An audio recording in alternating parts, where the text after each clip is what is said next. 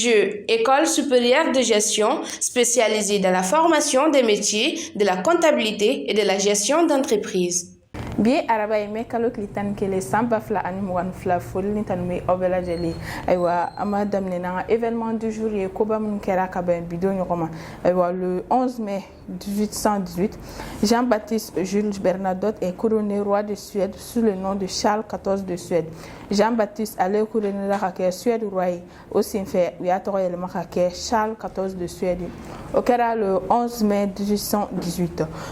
Au terminé encore Kaboueno, le 11 mai 1824, les Britanniques occupent Rangoon, capitale de Birmanie. Britanniques Maouk y Rangoon, capitale occupée au Karakabambido, le 11 mai 1824. Au fin terminé encore le 11 mai 1857, les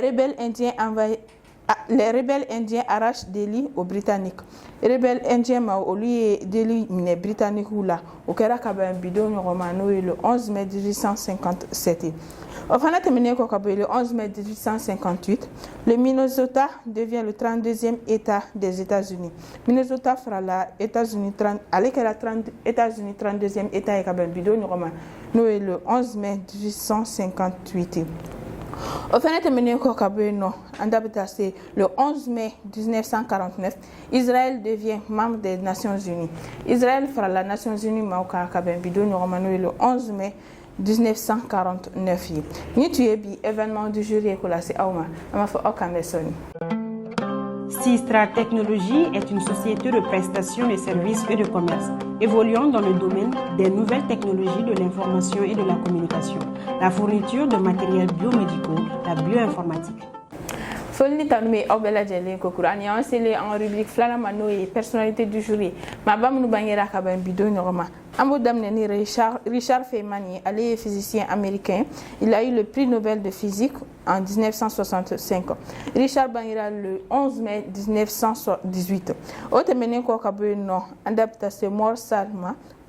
allé acteur américain, mort Bangira le 11 mai 1927. Au fin terminé ko kaboino andabita c'est Kitty Manverma, Kitty est actrice espagnole, elle est bannie le 11 mai 1953. Au terminé ko kaboino Marc Desimo, elle est écrivain, linguiste, historien d'art français, Marc Bangira le 11 mai 1958. Marc Temeneko Kabeno, Jonathan Jackson, allé acteur américain, Jonathan Bangira le 11 mai 1982.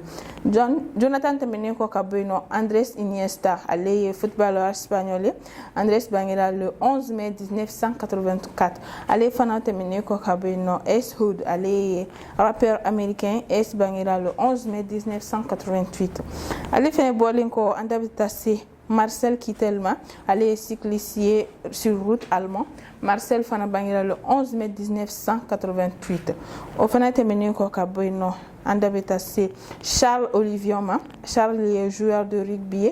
Allé Bangira le 11 mai 1993. Ame Bita Kuncheni, Sabrina Carpentier. Allé actrice et chanteuse américaine. Sabrina Bangira le 11 mai 1999. Nitié Bi, personnalité du jour, Fana Ekola, c'est Oma, Ama Fokubela de joyeux anniversaire.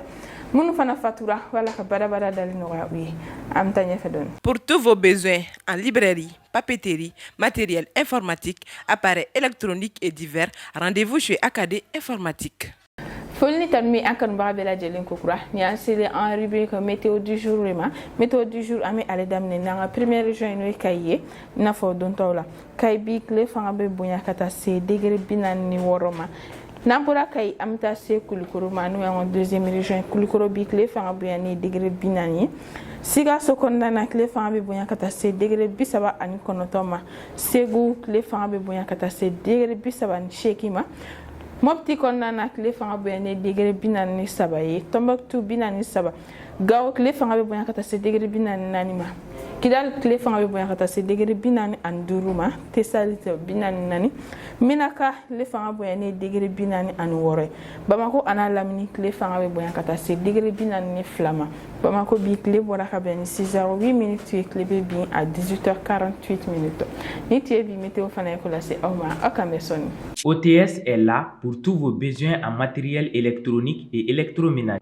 Météo du jour, terminé ko rabini tour c'est en rubrique expression du jour ma alibi la sina na kalija ko ni defé nana kalija kene son khaba amay fo la sama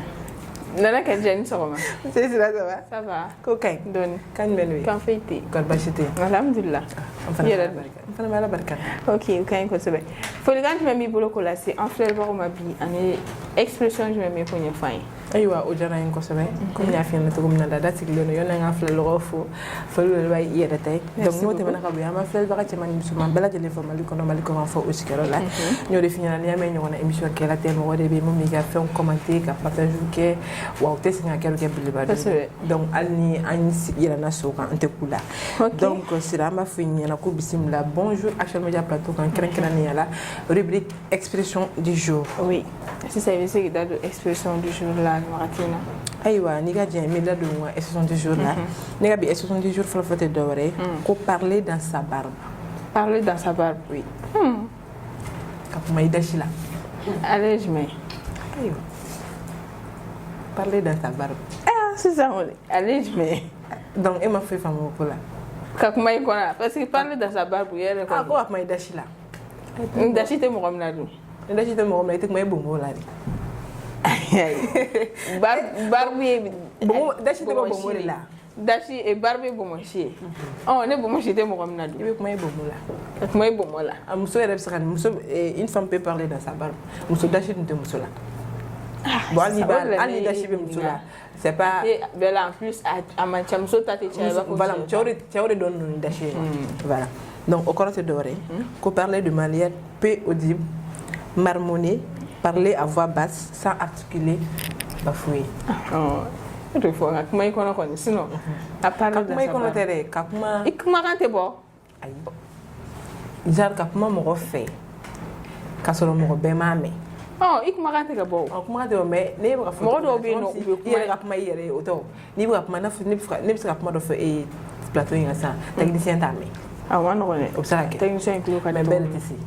ne la te sola donc o kolo te ni yeso so mi sam do ame foli bla ambalma mun te se do won mala me foli bla wala parce que do we ni ko kibe mo ko fa lu nyana o se ko ma parce que te se ko ma na o be ma ko kulo gele me fana te ko la se ko ma hon no we je la do we te ko ma fa ko kile na aha figa fo ka siga fo ka aywa o so ga ame foli bla wala foli wutigi donc expression koro ye ko aywa kan ga ne salon ko ma wala kan su wono ko ma dabla ay kan ko ma donc am sa kan fo ni am sa fo ni expression me muso concerné atame chawere ka parce que muso de kan ko ma don muso de kuma ka ma ga di mo kola donc pere ay pere to che ko chawbulo c'est tout dachimo ko che chewechera voilà donc nous voilà c'est expression flanama au de co plonger son regard dans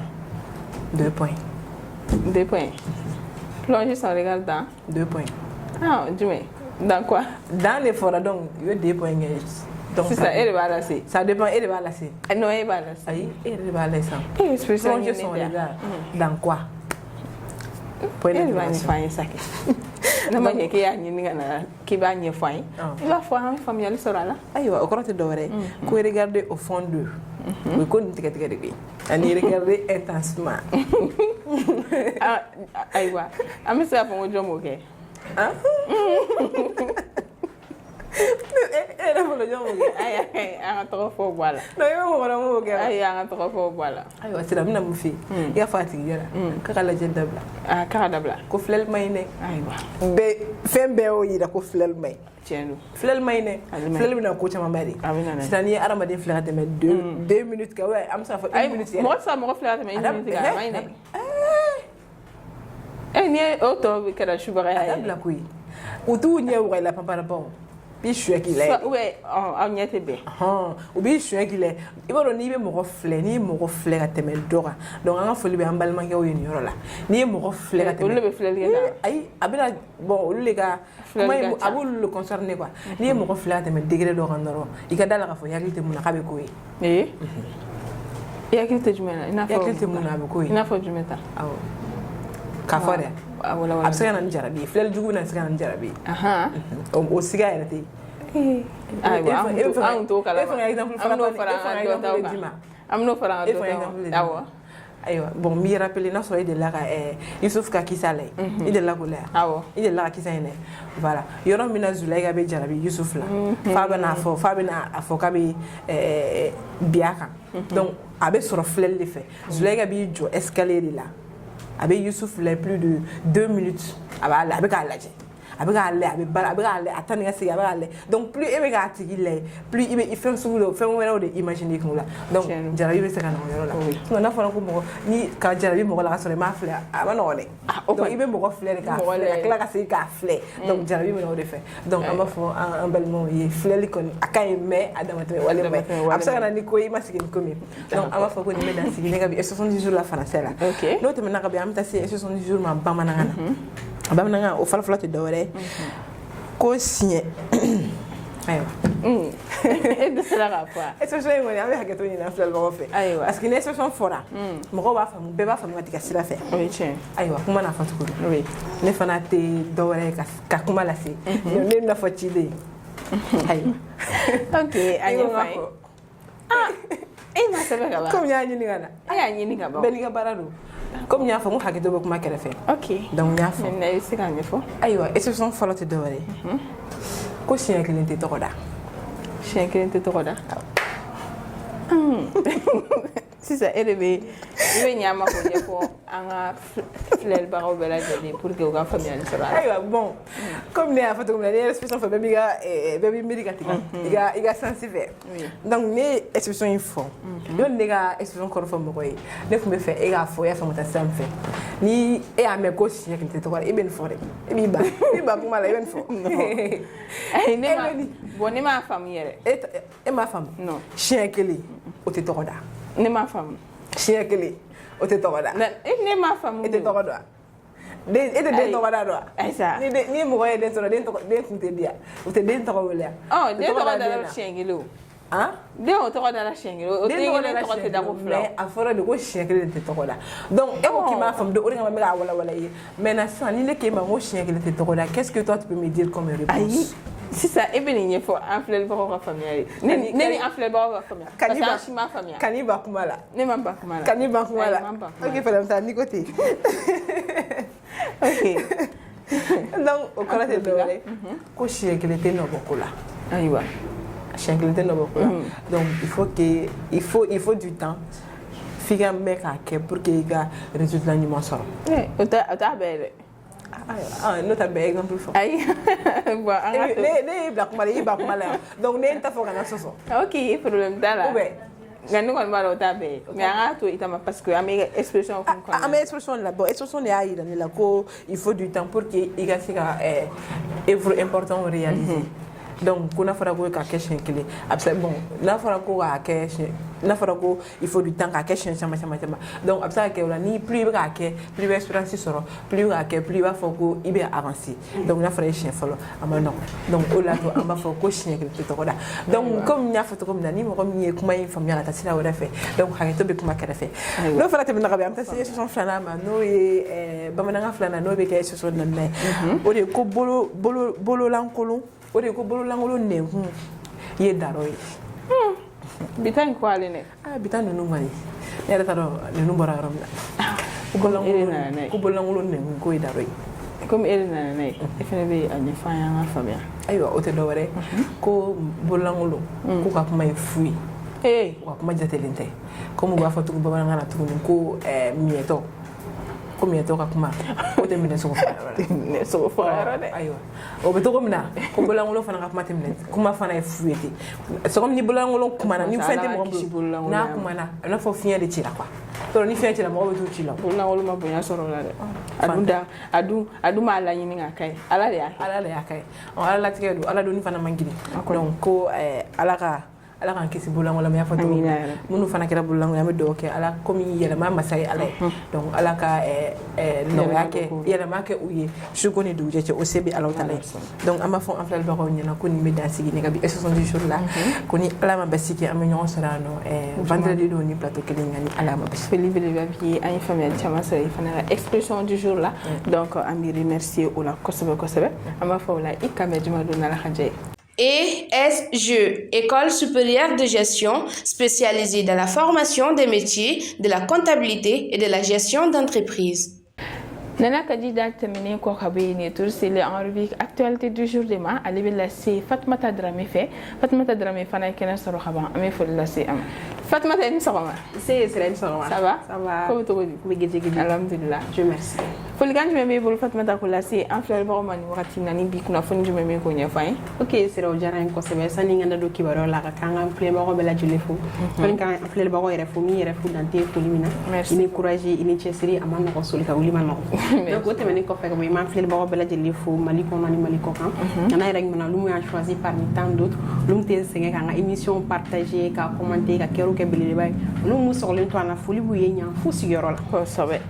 foli be bayi yere ni yoro ina be sigi dado actualité la ni wakati na ok c'est l'actualité de mon bulu ka la si en fleur ba ko bela jule mani wakati femi ki bari ya folo o mani ko sebe o ye bingali wale ni fo oui actualité ni chama me ko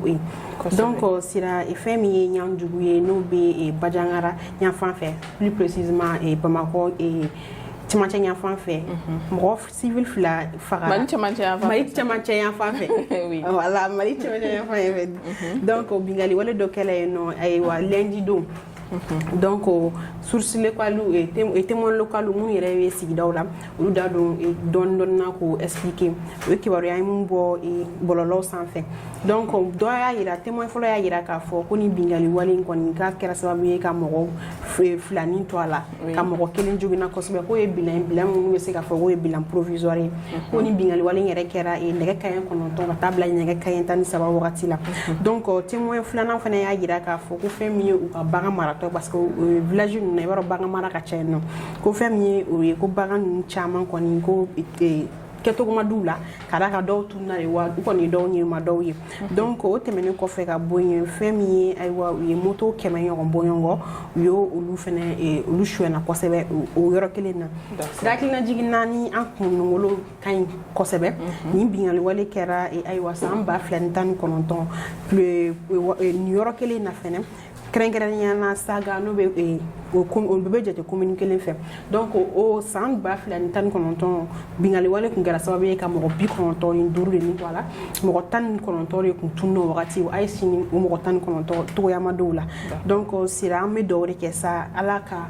ana acceji ala ka fuma nyogona warma ya rabbi ala ko do merci donc ala kan kisi ni nyogona warema donc o temene ko faga boy mo fla mu ni tora la me do ki ala ka baraba dal no wi actuel media be to wala donc o temene ko faga boy sira me bo mali kono ameta aywa mali ko kandoni ma magere RDC la no e Congo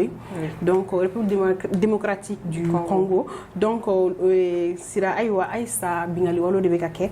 donc mo bi sabani du ni tora attaque d'ofnena attaque mumbe kera sababuye ka kera sababuye plus précisément mindo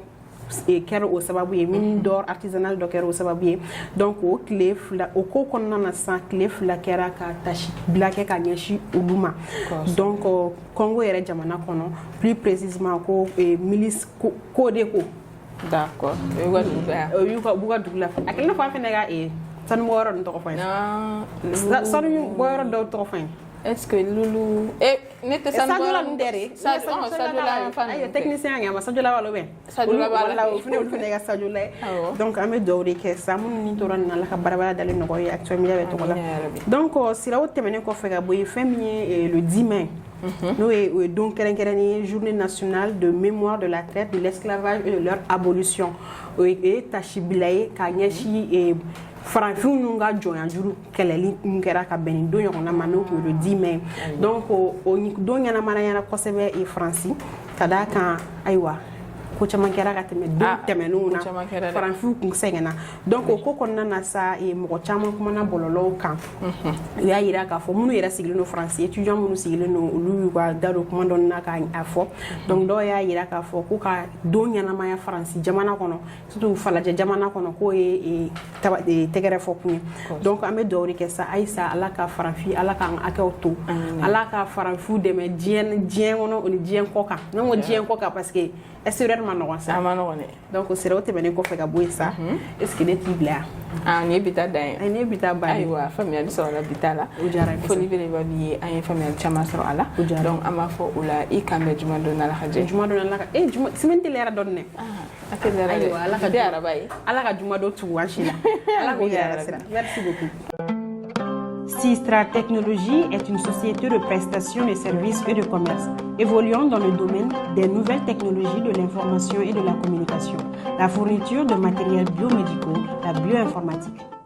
Ni an selen en rubrique laban ma n'o ye fait divers ye fait divers bɛ lase Aminata Y Kulibali fɛ Aminata fana ye kɛnɛ sɔrɔ ka ban an bɛ foli lase a ma Aminata ni sɔgɔma nse sira somɔgɔw tɔɔrɔ tɛ baasi tɛ yen alhamdulilah tabarikala bien folikan jumɛn b'e bolo ko lase an filɛlibagaw ma bi ani bi fait divers bɛ tali kɛ minnu kan foli ni tanuni bɛ an filɛlibaga cɛ n'a muso denmisɛnnin maakɔrɔba la sira foli belebeleba y'i yɛrɛ ta ye sɔgɔmada in merci bien sɔgɔmada in na kumakan min bɛ ne bolo sira o de bɛ tali kɛ grossesse ana a caprice misɛnninw ma n'an b'a fɔ o la bamanankan ko kɔnɔmaya na a tɔw voilà i hakili bɛ tagama a nɔfɛ donc sɔgɔmada in na sira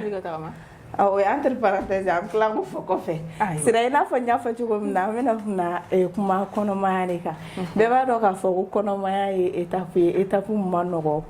muso caman bolo parce que dɔw bɛ yen nɔ olu ka grossesse alhamdulillah ala y'olu garizigɛ olu ka grossesse bɛ kɛ u bɛ kɔnɔ ta fo ka t'u jigin i bɛ taa sɔrɔ hali n'u bɛ bana a bana tɛ caya ten cogoya la mais dɔw bɛ yen nɔ depuis don min na olu b'a dɔn k'u kɔnɔman don sɔnni o yɛrɛ cɛ sɔnni u k'a dɔn yɛrɛ k'u kɔnɔman don i bɛ taa sɔrɔ u bɛ bana de u bɛ taa dɔgɔtɔrɔso la donc a bɛ f'u ɲɛna k'u lasirilen don donc depuis o wagati de sa fo ka taa kɛ olu ye den kɔni da bamunan na don o don ni dɔ banna bi sini dɔ bɛ daminɛ a fura san ka ca parce que kɔnɔmaya yɛrɛ la muso dusuma bɛ goya i seko yɛrɛ t'o ye yɛrɛ i bɛ taa sɔrɔ i yɛrɛ ni bɛ tɔɔrɔ yɛrɛ a ko ninnu na donc a ko fɛn misɛgɛw ka ca kosɛbɛ donc i bɛ taa sɔrɔ muso min bɛ yen nɔ ou bien muso dɔw bɛ yen nɔ komi n y'a fɔ cogoya min na grossesse yɛrɛ de fait que u yɛrɛ ma dege hali dɔw bɛ yen nɔ n'u degela la i bɛ taa bɛɛ ni i kɛcogoya don quoi donc dɔw bɛ yen nɔ i bɛ taa sɔrɔ u dusuma bɛ goya walima u ka kuma misɛnnin bɛ caya u ka capriciniw bɛ bonya quoi voilà grossesse n'a capriciniw donc capriciw bɛ caya kojugu donc cɛ dɔw bɛ yen n'ala y'i cɛ bɛ bamanankɛba ninnu ma ayiwa an ka segu ka ninnu minnu tɛ rhumatisme dɔn n'ala y'i bɛn olu bamanan ninnu ma dɔrɔn i mago de sara parce que de fait que i kɔnɔman don i bɛ tila b'a fɔ o tuma e ye denmisɛnnin fitinin wɛrɛ dɔw bɛ yen u tɛ sɛgɛ wuli ka k'i la yɛrɛ u bɛ tɛmɛ n'u yɛrɛ ye i kelen bɛ to sokɔnɔna la yen nɔ olu tɛ ka miiri k'a fɔ ko parce que i bɛ ka nin ko ninnu kɛ k'i bɛ k'a kɛ diyaɲɛ de kama olu tɛ k'o miiri o kama o canal kɔnɔna quoi mɔgɔ si ka laɲini tɛ i ka tila tuguni ka to kasi misɛnnin ni fɛnw na ten tɔ i cɛ ɲɔgɔrɔ a cɛ no caprice bɛ muso la mais ka taa se o canal ninnu ma ça c'est un peu exagéré n'i y'a ye muso bɛ k'a kɛ c'est que fɛn dɔ de b'a la et puis muso min fana bɔra a fana ba ka so ka na sigi e ka so en même temps a bɛ ka e fana de dɛmɛ k'i ka du dilan na n'an denko b'o la ani a tɔn caman yɛrɛ pour que i yɛrɛ ka jate an ka société kɔnɔ o k'a sɔrɔ muso de b'i bolo sira donc muso min nana ka na bɔ u ka so ka na sigi e bara n'o fana bɛ to ka ko dɔw kɛ i fana k'a jɔ dɔ i yɛrɛ la o de ka ɲi nɔ mais cɛ caman bɛ yen nɔ olu ye o ye n ka kow ka ca n ka baara ka ca i bɛ taa sɔrɔ muso yɛrɛ n'a ye kɔnɔ ta a bɛ jɔrɔ yɛrɛ ne kɔni ne ye ko sɔrɔ koyi parce que cɛ dɔw bɛ yen nɔ u ka ko ma nɔgɔ donc o bɛ cogoya min na sira ten tɔ cɛ dɔw fana bɛ yen nɔ pour ne pas dire le mot olu cɛw fana sont trop irresponsables muso bɛ grossesse ta n'a fɔra hali ka peseli fɛn musaka jolita n'a eko n'a murumurunin ninnu cɛ tɛ se k'o bɔ cɛ tɛ se k'o bɔ f'e ka taga i balimakɛ de nɔfɛ ou bien f'e ka taa aw ka so de pour que ka wari sɔrɔ ka taga o ko ninnu kɛ sira o fana ka gɛlɛn furu ɲɔgɔnya la dɛ e dun den de bɛ a kɔnɔ n'a a sɔrɔla e de jamu bɛ na da la muso jamu tɛ na da la donc de fait que ka wari dɔrɔn bɔ ka di muso ma a b'a fɔ an baw y'u taw kɛ olu mo nin bɛɛ bana kɛ olu bɛ ɲinɛ mun kɔ fɔlɔfɔlɔ ni sisan tɛ kelen et puis mɔgɔw fana farikolo tɛ kelen ye o dɔ bɛ yen nɔ i bɛ taa sɔrɔ o b'a ka dɔ bɛ yen nɔ hali a ma se ale ka peseli kɛ ale bɛ kɔnɔ ta ka jigin ce qui n'est même pas conseillé, ce qui est très déconseillé olu be kɔnɔ ta ka jigin ka sɔrɔ u ma peseli kɛ i ma ya mais foyi t'u sɔrɔ o ye alalatigɛ o ye ala n'a ka kow ye mais dɔw fana bɛ yen nɔ n'u ma nin fɛn ninnu hali n'u ye nin fɛn ninnu kɛ i bɛ taa sɔrɔ jiginni yɔrɔ la gɛlɛya bɛ na u ka ten cogoya la mais n'a fɔra e cɛ mun n'a fɔra e ka fura min san pour que ka e den yɛrɛ dako ɲaniya a fɛn ninnu n'i bɛ ban o sa ka référence kɛ ko n mɔmuso tun bɛ yen dɛ n ba tun bɛ yen nɔ dɛ ou bien n kɔrɔmuso dɔ bɛ yen nɔ dɛ o y'a ka banni bɛɛ kɛ o ma nin kɛ dɛ a don ta a bɔ tan tɔ wa u t'o fɔ foyi la dɛ tigɛ man gɛlɛya dɔrɔn na i bɛ taa sɔrɔ hali a wari b'a kunna parce que n'a tɛ mun kunna o bɛ dɔn muso la ni fɛn se tɛ n cɛ ye walayi muso b'a dɔn k'a fɔ ko a wari t'a bolo a ma fisaya ma donc muso fana n'a kɔrɔtɔ kɛ pour que ka taga a ka fɛnw ɲini ka taga a ka peseli n'a ka fɛnw kɛ mais a bɛ kunna e bɛ ban k'a di ne ma i bɛ tila tuguni k'i jɔ k'i bɛ kuma caya ni ne fana kɔni jiginn'o la n'i ye ne ye ka kɔnɔ wɛrɛ ta o b'a sɔrɔ dɔɔnin kɛla dɛ kumalasigi wa fo n'u ye siri k'an gulo sinon kelen tɛ ka kɔnɔ ta fiyewu k'an siri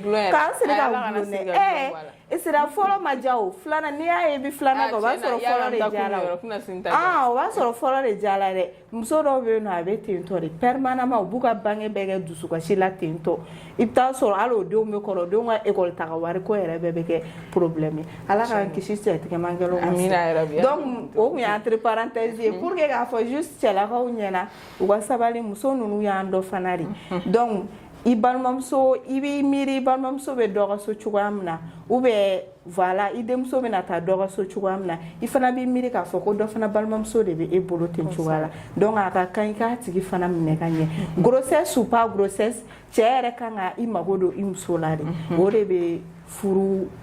la ko ja voilà o de bɛ furu yɛrɛ ja yɛrɛ a nɛmu bien vrai que sigi o sigi la a ma nɔgɔ i t'a sɔrɔ aw bɛ kɛlɛkajaw kɛ olu bɛɛ b'a la mais il est très conseillé a si kana kɛ rancune ye mɔgɔ si kana rancune bila i ni ɲɔgɔn cɛ n'ala kɔni ye ni mɔgɔ min kɛ ɲɔgɔn da ɲɔgɔnma ye kɔni aw kɔni kɛla ɲɔgɔn dɔ de sisan fo lahara donc o yɔrɔ la an b'a fɔ aw cɛw ɲɛna u ka muso ninnu u ka to k'u janto la kosɛbɛ k'a fɔ musow fana ɲɛna o fana ka caprice de grossesse ko ye u k'a nɛmɛ u k'a dose dɔɔni ne balimakɛw kan parce que muso dɔw bɛ yen nɔ olu ka kuma ka ca kosɛbɛ surtout a sɛ ko ninnu n'a fɛn ninnu don o don ko sɛ mi sɛ dun bɛ kami dun a bɛ nɛgɛ bɔ sɛ yɛrɛ bɛ nɛgɛ bɔ o kuma ka ca donc sira sɔgɔmada in na o de tun bɛ ne bolo ka lase an filɛlibaga bɛɛ lajɛlen faamuyali caman sɔrɔla bi ta la n t'a dɔn k'i taara Turcɛ dɔgɔtɔrɔso la na ou bien n'i bɛ ka médecine de daminɛ sisan kɔni vraiment an ye faamuyali caman sɔrɔ a la j'espère que kulo bɛna kɛ kulo kunnadi merci beaucoup donc an b'a fɔ o la i kan bɛn jumadon n'ala sɔnna